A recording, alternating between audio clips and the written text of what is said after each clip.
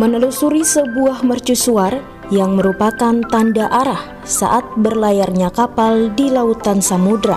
Tidak terlepas dari seorang yang dijuluki sebagai penyelamat. Di balik berdirinya menara suar atau mercusuar yang berlokasi di Kota Kupang, Nusa Tenggara Timur, di bawah penanggung jawab Kementerian Perhubungan Laut atau Distrik Navigasi Kelas 2 Kupang, Agustinus Mule berusia 56 tahun, telah lama menjalani tugas mulia sebagai penjaga yang sekaligus mengoperasikan mercusuar.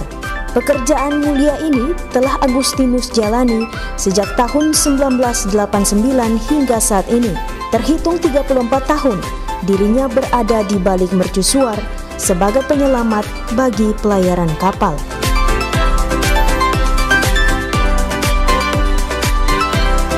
Sejarah berdirinya menara mercusuar itu dari tahun 1912, khususnya menara suar peninggalan Belanda.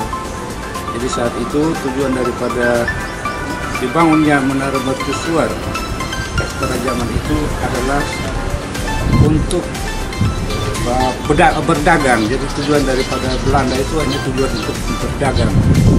Aktivitas keseharian yang dijalani oleh Agustinus Mule selain menjaga menara suar sesuai dengan rambu-rambu lampu menara, dirinya juga ahli dalam hal instalasi.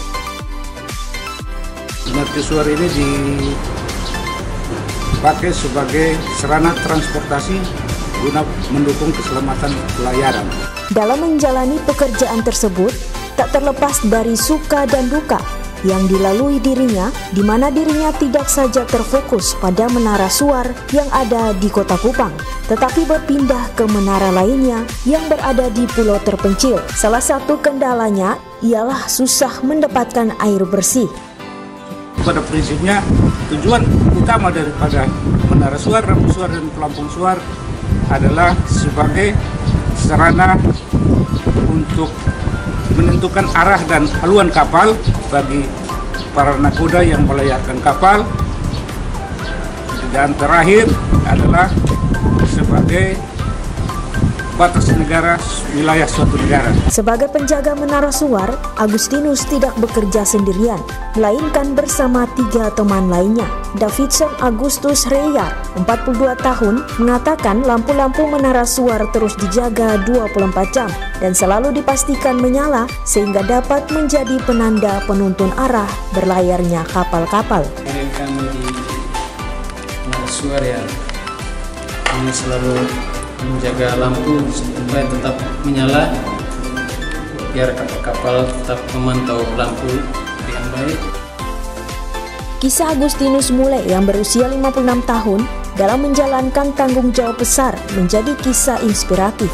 Dirinya mengabdi 34 tahun menjaga keamanan pelayaran kapal-kapal di balik menara suar dan perlu diberikan apresiasi sebab dengan adanya mereka dapat menuntun kapal dalam berlayar dan meminimalisir terjadinya kecelakaan di lautan. Di NTT terdapat 21 menara suar tersebar di berbagai pulau dengan fungsinya masing-masing.